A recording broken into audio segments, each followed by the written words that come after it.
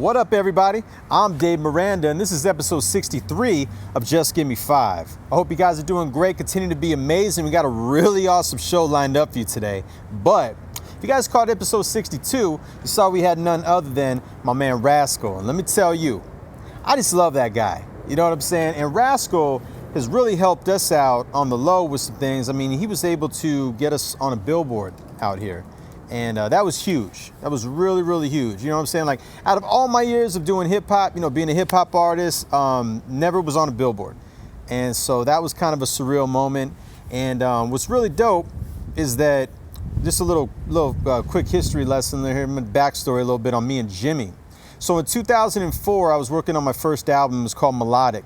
And Jimmy just happened to be my engineer for that album. So we ended up doing, you know, music together. He was my engineer for many years, and then we did a couple projects together. One of them got us a record deal in Japan, and so on, right? But what was really, really dope about that situation is that, if you think about it, Jimmy was there at the start of my music journey, and now he's with me at the start of this venture. So it's really, really awesome, man. Like, that is my brother right there, and it's just really, really dope, you know what I'm saying? And so shout out to Rascal. You know, we covered so much. The Lighter Shade of Brown story was real dope. Just so much, man. You know what I mean? And the dude is just, you know, to me, he's a legend in radio for sure. And it was an honor to have him on the show. So shout out to you, my brother. And make sure you guys watch episode 62. All right. But today's guest is an absolute legend in the house music scene, and has been for many, many years now. We're gonna talk about how he got into house music, as well as DJing. We're gonna talk about his martial arts background. We're gonna talk about how he came up with Solstice, and so much more. So ladies and gentlemen, without further ado, I present to you, Pete Salas. Hi, this is Pete Salas, born and raised in Phoenix, Arizona. Both of my parents were born and raised in Phoenix, Arizona. 3 out of 4 of my grandparents are from Phoenix, Arizona. But all I'm saying is just give me 5.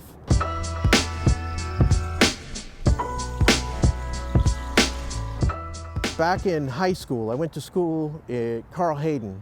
Okay. And breakdancing was kind of making its way into the West Coast. It was coming in from New York. The hip hop culture was starting to seep its way here. So we're talking like early 80s, you know, and I loved that culture. I really wanted to be part of it, man, you know, and at my high school, there were always kids spinning on their heads and doing, you know, backflips and all that kind of good stuff. And I just wanted to be part of it, man. But, you know, I've always been sort of heavy set, man, and I don't really have, I think I have like 2 left feet.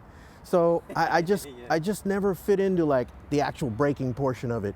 But the other stuff, like, what can I do? I really love the music, man. You know, Soul Sonic Force, you know, Curtis Blow, you know, all this stuff that was coming out, you know, Sugar Hill Gang. Like, I really, really resonated with that stuff. So I started supplying the music, you know, and I bought a boombox and started like just getting all this music, man. And my carport ended up becoming like a breaking hub, you know, where all the B-boys in the neighborhood would come.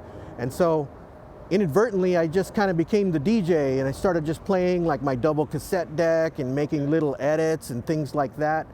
And, you know, one thing led to another, man. You know, I mow lawns in the neighborhood, get some money, and I end up buying my first mixer at Park and Swap, you know, and, nice. And I snagged my dad's turntable and connected up and, you know, started practicing the wiki and all that kind of, you know, and man, you know, it just evolved from there. I ended up, you know, teaming up with a partner of mine at ASU. I had now graduated, moved on to ASU, and I met my partner at the time, Eddie Amador, and yeah, man, you know, he's a house music legend, not just an Arizona legend, like a house music legend, but that dude, him and I, we became mobile DJs, you know, and I remember his dad ended up getting us a pair of 1200s, and like we just started getting gig after gig after gig, and you know, so it kind of led like that, man. We know, and the next thing you know, I'm on radio stations. We're playing for concerts, and ended up doing battles,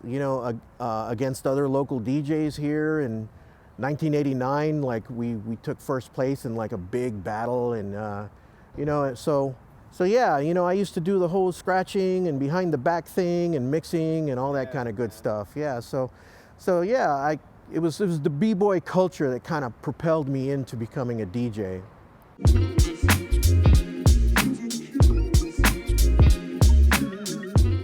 Well, I've always liked dance music, man. So when I was playing for like weddings and backyard parties and concerts, a lot of the music that I would play would not only the hip hop stuff of the early 80s and the 90s, but it was also like freestyle music, and freestyle kind of had an up-tempo beat to it and kind of almost a Latin percussion to it. And I was really drawn to that style. But really where I found house music is my freshman year at ASU. And man, this can go way back, man. It brings back some crazy feelings too. But I lived in the dorms, and well, to be honest, man, I was the only Mexican American in the whole dorms, and I kind of got picked on. We had communal showers, and they would throw ice on me every time I would like take showers, or they would poke fun of my name, or yeah, it wasn't a really good time. Looking back on that, there was a little bit of racism there, and whatever, man. I got past it, but I remember I had a meal plan at one of the cafeterias, and it's sort of like you see these prison scenes where you're the new guy in prison and you don't know where to sit with your tray, and that's kind of how I felt. Right. Like every time I went to eat, like I could tell that they didn't want me to sit with them, and so man, I found this Native American cat, and I was like, hey man, can I sit here? And he was like, yeah. And then I noticed that an African American guy came to sit with us, and before we know it, we had a table of minorities here, and one of the guys was from Chicago, man. I got to throw him a shout out, Lance Venable. He, as you know, house music kind of started in Chicago, man. So he kept telling me about, oh, you're a DJ, do you know about house music? And I was like, yeah, man, well, what's this house music? I didn't really know about it, So he kept giving me tapes, of WBMX and WGCI and all these DJs from Chicago, Ralphie Rockin' Rosario, Mickey Mixing Oliver, and Kenny Jammin' Jason, all these guys. So I kind of started listening to these tapes, and at first I was like, it's kind of monotonous, it's not really my flavor or whatever, but man, time went on. I was doing mix shows in Tucson and stuff like that, and the house music, Eddie had already gone on to the house music scene, and he kind of brought me into that, and I was getting free promos from the radio stations, so all the house music records I started playing, and I just never looked back, man. We ended up getting a nightclub, an underground nightclub, and it's like my first gig, and I got my flavor kind of situated there, and I never looked back, man. It's been house music ever since. I love lots of genres, man, and even like when I'm cruising in my car, I don't listen to just house music. I listen to everything, but all I spin is house music.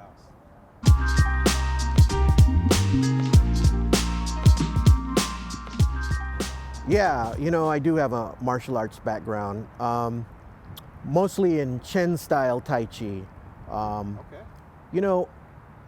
Tai Chi and Chinese martial arts are infused with the philosophy Taoism. And I once was pondering, like, how did I get into martial arts? Why do I love martial arts so much? And it takes me back, man. It hit me. When I was a kid in the 70s, me and my dad would watch Kung Fu on TV with David Carradine. And he was walking around the Western United States in the 1800s talking about the Tao. And I remember thinking, man, that just fits me.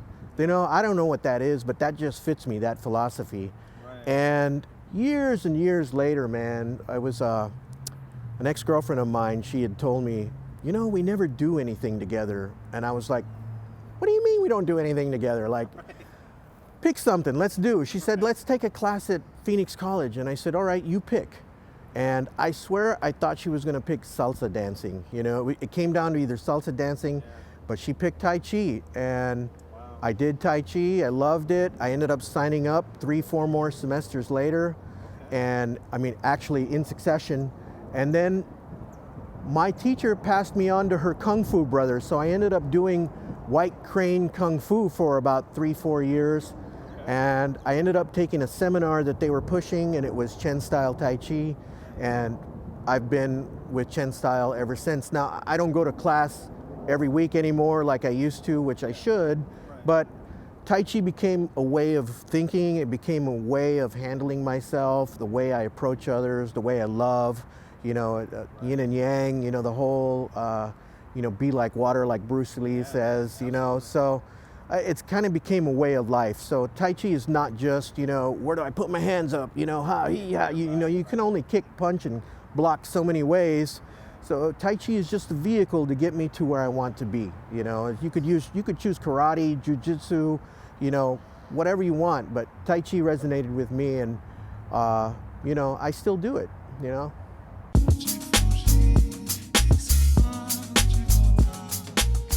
So Solstice, wow. So I've had many different nights that I created by myself or with a partner, so that I can spin my own art. I don't sit around and wait for other people to ask me, hey, do you want to DJ? I guess back then I had to create my own gigs, so, I created numerous gigs, and Solstice just kind of came about. I got to give a shout out to one of my DJ buddies, DJ Sinbad. Him and I, we had a gig at the club that was next to Bar Smith at the time, and it was called Burn, which eventually became PHX, which is now Monarch. So we were at Burn spinning on a Sunday evening, and we would go in half hours with 3 other DJs. Every half hour we'd switch. And so on Sean's break, he walked next door where they were doing construction in this place that we had never seen before, or at least seen it, but we didn't know that it was going to be a club or whatever. So I remember thinking on my break, I was going to go there and see what was up. But he walked in, and I think he must have knew a few people that he saw in there. And he comes back in like 15 minutes later, and he says, hey, Petey, we got a new gig set next door at Bar Smith on the rooftop. We start this Saturday. And I'm like, oh, what? Really? Wow. Like, all right, man, let's do it. Did you work out a deal? He goes, no, we'll do that later. And I'm like, okay.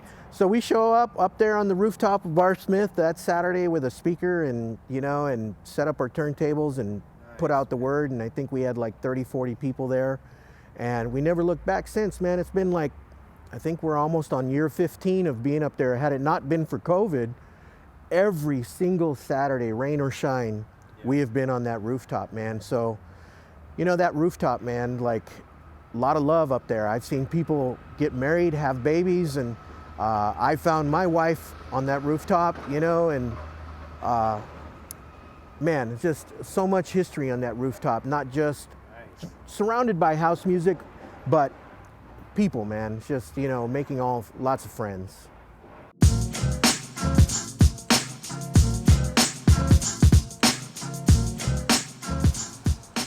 Wow. Well, it's funny you say that, man. Am I special? I don't know. I kind of don't like to think of myself as being special. My wife and I have this little ongoing thing where if I do something that she doesn't do, or, if I took a shower that night and she didn't, she'll come to me and say, oh, you think you're special? And I'll usually say, no, I'm not. And I think the goal of her is to try to get me to say, yeah, I am special, at least.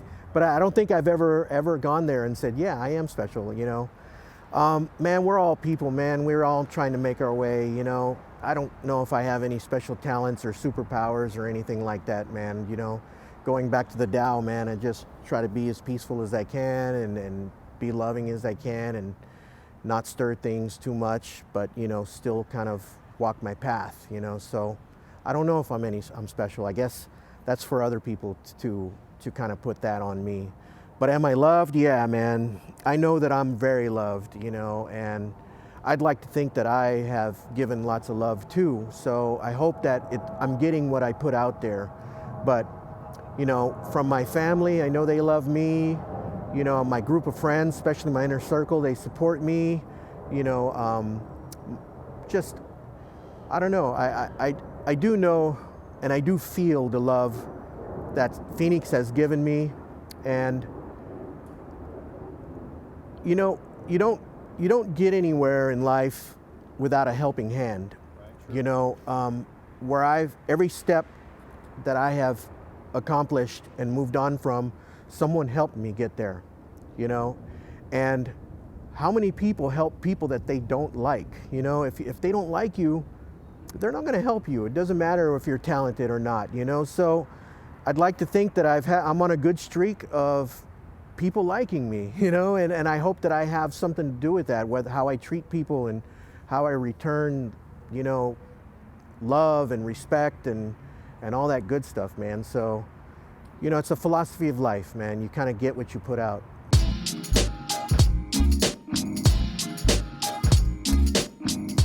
All right, before I get out of here, man, I just want to throw a few shout outs, especially, you know, obviously to my wife, my #1 supporter, my love, my rock. You know, I used to think that I never needed anyone to be happy, but I don't know, I'm kind of rethinking that.